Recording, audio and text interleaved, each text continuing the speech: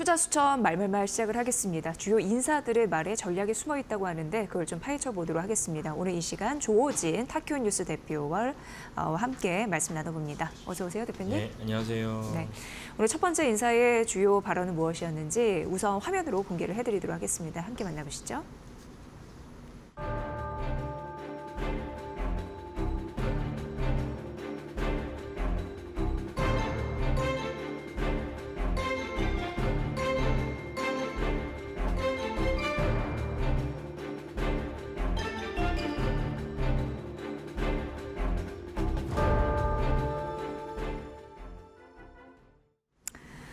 네, 트렌드포스라고 대만의 시장 조사 기업이다 이렇게 보시면 되는데 좀 삼성전자에게는 반가운 오래간만에 소식이 나온 것 같습니다. 뭐냐면 삼성전자가 기업용 SSD 이걸 이제 ESSD라고 하거든요. 여기 시장 점유율 1위를 꿰찼다라는 내용입니다.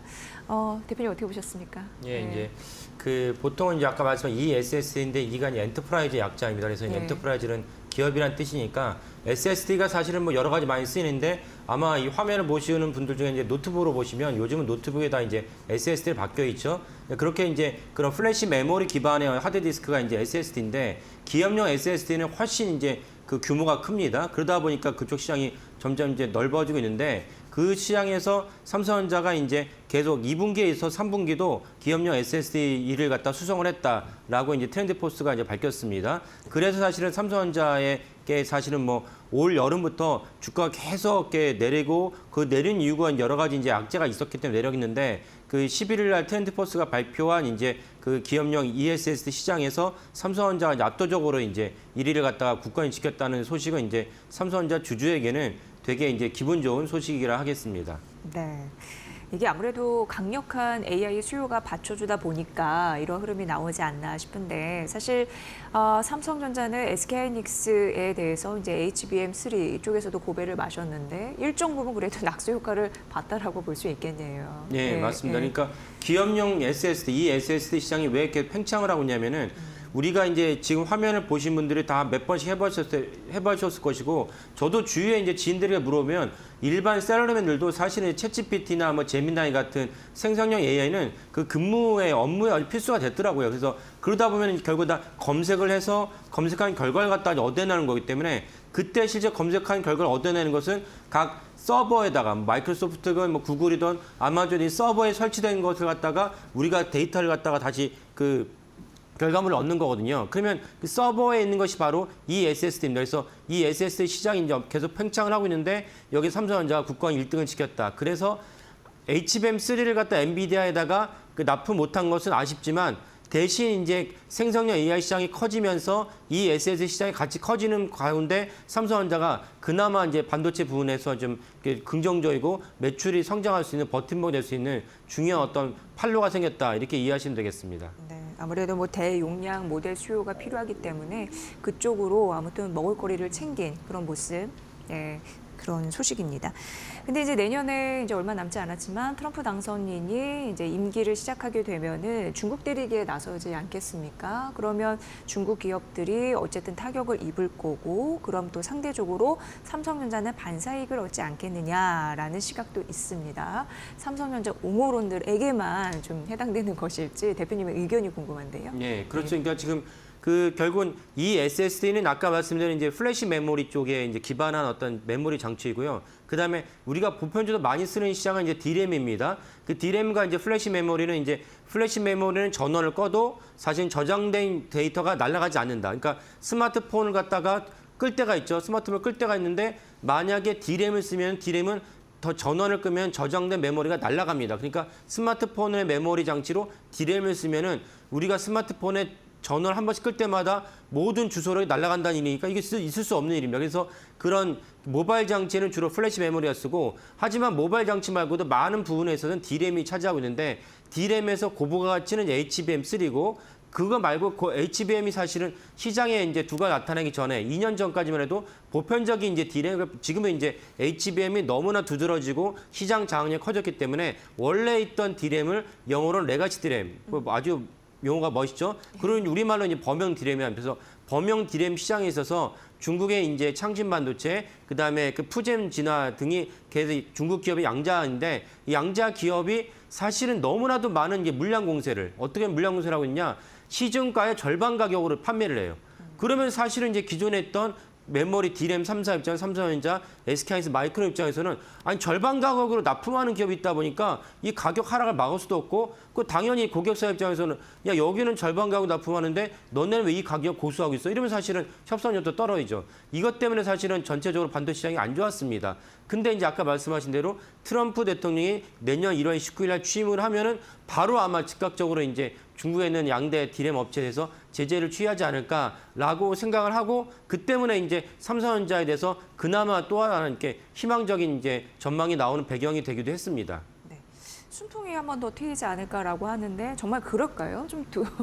한번 되새겨봐야 될 부분이 있다고 하셔서. 예. 그래서 그런 부분이 뭐냐면은 사실은 트럼프 대통령이 이제 트럼프 일기 시절부터 했던 일이 뭐냐면 미중 무역 분쟁이 어떤 식으로 촉발되면서 현실화됐냐면은 강하게 관세를 때렸습니다. 그러니까 중국에 있는 제품이 공산품이 미국으로 넘어와서 그러면 시중에 판매되니까 시중 판매될 때 세금을 때리는 거는 철저히 대통령의 어떤 권한이죠. 그러니까 뭐 막무가내로 무지막지한 관세를 때렸습니다. 그래서 중국 경제 꼰두박질 쳤죠. 꼰두박질 쳤는데 그런 동일하게 1월 19일 날 트럼프 대통령이 2기 임기를 시작을 하면 당연히 아까 말씀드린 양대 디램 기업에도 반도체 기업에도 관세를 때릴 것이다 이렇게 예상을 할 수 있는데 문제는 무엇이냐면 그 창신반도체나 그 푸진 진화나 모두 그들이 생산한 대부분의 디램이 중국 본토에서 소비가 된다는 것입니다. 그러니까 미국으로 넘어가야지, 미국 본토로 넘어가야지 사실 시진핑 그 트럼프 대통령이 관세를 때려서 효과가 있는데 아니 중국 자국에 내에서 다 소비를 해버리니까 관세 효과 별로 없다. 그렇다면 삼성전자 주주로서는 참 이렇게 이건 악재고 그 희망이 좀 이렇게 많이 꺾이게 되는 그런 어떤 전망이라 하겠습니다. 네, 문제는 사실 뭐 호재가 있다고 하더라도 범용 디램 가격이 지속적으로 떨어지는 거 이쪽은 뭐 피할 수는 없잖아요. 근데 결국 이런 쪽으로 타격을 입지 않을까라는 생각 해보게 됩니다. 네, 어떻게 보세요? 그래서 사실은 범용 디램 가격이 이제 그 3개월 전부터 4개월 전부터 쭉쭉쭉 빠지고 있어요. 쭉쭉 빠지고 있다 보니까 사실 그런 맥락에서 삼성전자에서 이제 그 지금 화면을 보시면 나오지만 그 삼성전자가 지난 여름부터 계속 가격이 그 주가에서 떨어지는 이유 중 하나가 HBM이 납품 못하는 거였고 두 번째는 아까 말했던 중국 반도체 기업의 물량 공세. 결국 물량 공세를 한다면은 아니 야 바이든 정부가 그 장비를 갖다가 네덜란드 ASML이나 그 도쿄 일렉트론 이런 고가 장비를 갖다가 반입을 못하고 있는데 어떻게 반도체 만든다는 거야? 반도체 못 만들어요. 못 만드는 게 뭐냐면 14나노 이상만 만들지 14나노 이하는 못 만들어요. 그 말은 뭐냐면 수율이 떨어지고 생산성이 떨어지는. 그렇다면 아까 말씀 창신 반도체나 푸진진화 같은 경우는 가격의 측면, 생산성의 측면을 봤을 때는 제품을 갖다가 생산할 수 없는데 왜 생산을 갖다가 대량으로 생산하느냐? 중국 당국이 엄청난 보조금을 지급하고 있는 거예요. 보조금을 지급하고 있으니까 전 세계 반도체 시장이 교란에 빠졌고 삼성전자나 SK하이닉스 그 마이크론도 피해를 입는 거거든요. 그래서 사실 외국인들이 HBM 삼성전자가 납품할 줄 알았는데 여름까지 기다려 납품 못하고 중국 반도체 공세는 강화되고 이러니까 삼성전자에 대한 지분을 집요하게 매도를 하고 있습니다. 그래서 그 제가 한번 말씀드린 적이 있지만은 11월 15일 날 그 금요일입니다. 금요일 날 장마감 이후에 삼성전자가 이제 10조 원의 자사주 매입을 발표했는데 특이하게 오비 일학인지 우연의 일치인지 그날만 외국인들이 삼성전자 지분을 매수를 했어요. 그리고는 이제 주말 넘어서 11월 18일부터 외국인들이 집요하게 다시 매도를 하고 있습니다. 매도를 하고 있어가지고 사실은 이제 어제 목요일까지 보면은 계속 매도를 하고 있어가지고 사실은 이제 제가 한번 추정을 해봤더니 한 뭐 1,000만 주 이상의 이제 매도를 계속 했습니다. 그러면 이제 그런 맥락이 무엇이냐? 물론 이제 최근에는 계엄 선포 탄핵에 대한 그런 어떤 불안 심리도 있지만은 그 전부터 매도를 계속했으니까 그러면 그래서 매도를 했느냐? 아까 말씀드린 삼성전자 그 반도체 부분이 전체 영업이익을 차지하는 61%고 근데 D램은 계속 가격이 떨어지고 HBM을 납품할 것 같지 않고 그러니까 외국인 입장에서 삼성전자 더 이상 못 믿겠다, 못 기다려주겠다 이런 맥락으로 계속 매도를 하고 있다 이렇게 이해하시면 되겠습니다. 네, 뭐 외국인 삼성전자 매도세는 이어지고 있는 상황입니다. 왜 매매를 하는지 그 근본적인 이유를 우리가 찾아봐야 되는데 그게 이제 도움이 되셨을 것 같습니다. 잘 앞으로 판단할 때 사실 이제 외국의 매수가 좀 돌아와야지 뭔가 될 텐데요. 그렇죠. 네, 그런 부분은 좀 답답한 부분이 여전히 삼성전자에는 있는 것 같습니다. 자, 이제 두 번째 말말말 챙겨보도록 하겠습니다. 화면으로 만나보시죠.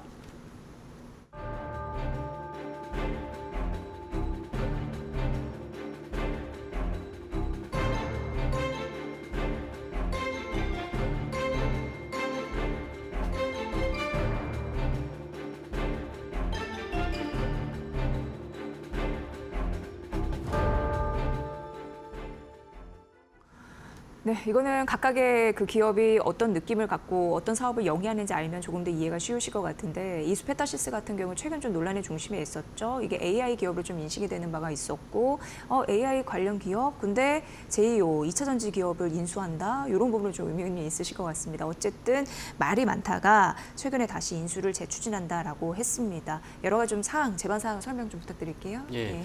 이스페타시스는 아까 말씀드린 이제 기업용 ESSD에서 PCB가 필요한데 PCB에서 18개의 이제 PCB를 쌓으면은 초고층 PCB를 하는데 이게 생성형 AI 되게 필수품이 됐습니다. 그래서 이스페타시스 역시 생성형 AI 생태계이고 거기 수혜주라고 볼 수 있는데 그때는 여름까지 주가 되게 잘 올라갔습니다. 그러다가 이제 다른 이슈 때문에 주가 떨어지고 있었는데 최근에 이제 11월 말에 이스페타시스가 제이오라는 2차 전지 기업입니다. 2차 전지에서 카본 나노 또 CNT를 갖고 이제 그 만드는 소재 기업인데 이 이스페타시스가 무려 이제 처음에는 5,500억을 증자를 해서 일부를 갖다가 제이오를 갖다 인수하겠다고 하니까 시장이 엄청나게 이제 부정적으로 보면서 급락을 했습니다. 급락을 했는데 금감원에다가 이제 그 당 유상 증자를 해야 되니까 금감원에다가 이제 보고서를 제출했는데 금감원에서 너네 보고서에 하자가 있으니까 다시 제출하라. 그래서 이제 그러면 제이오 인수가 물 건너가지 않나라는 전망도 있어가지고 다시 이스페타시스가 급등을 했어요. 급등을 했는데 이번 주에 이스페타시스가 예상외로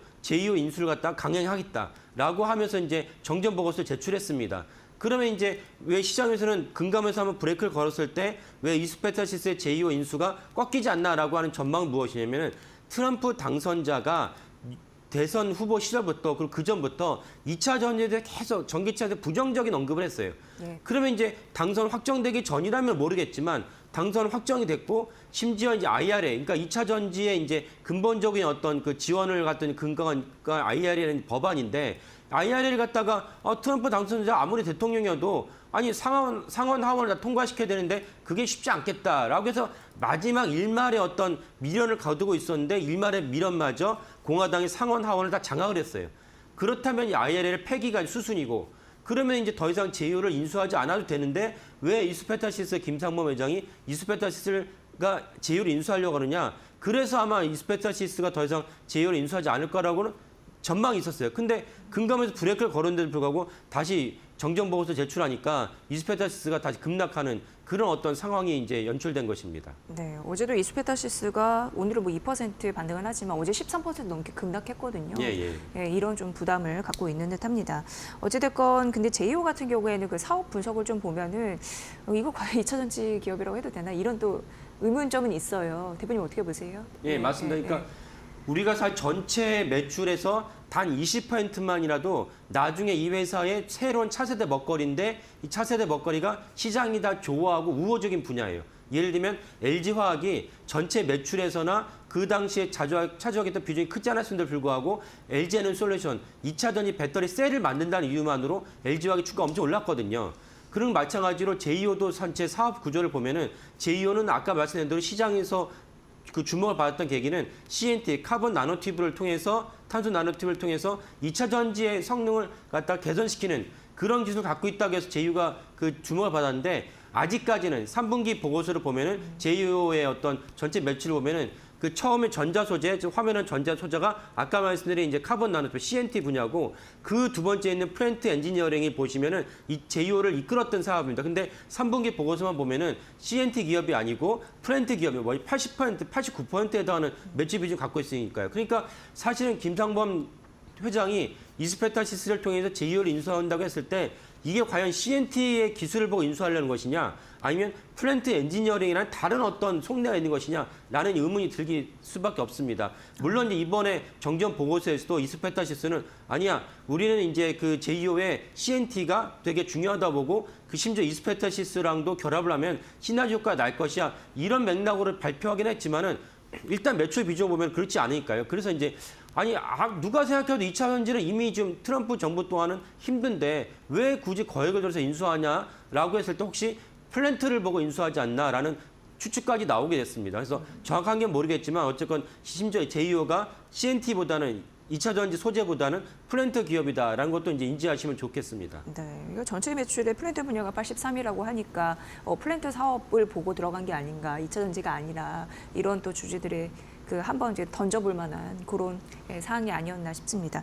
어쨌든 이제 금감원이 어떤 결정을 내리는지 이게 또 중요한 관건이 되겠네요. 그렇죠. 예, 예, 금감원이 이제 한 번 더 이제 그 정정 보고서를 했는데 이걸 다시 또 한 번 반려할 수 있어요. 옛날 주산이 그랬듯이 그렇게 할지 아니면은 좀 이렇게 어수선하고 아유 뭐 봤더니 더 이상 우리가 그 발목을 잡기 힘들겠다라고 해서 이제 수용할지 모르겠습니다. 이제 그것도 이제 주주들 입장에서는 주목해 보시면 좋겠고 결국은 이제 전체 회사의 주주는 이제 소수의 이제 그 지배주주 말고 다른 주주들도 있기 때문에 좀 있으면 3월 주총이 옵니다. 3월 주총이 왔을 때 거기에 대해서 질문을 하면서 아니 도대체 왜 모두가 말리는 제2호 인수를 니네가 왜 하는 것이냐라고 질의를 하거나 또 거기에서 항의를 하거나 이럴 필요는 있다고 생각이 듭니다. 네.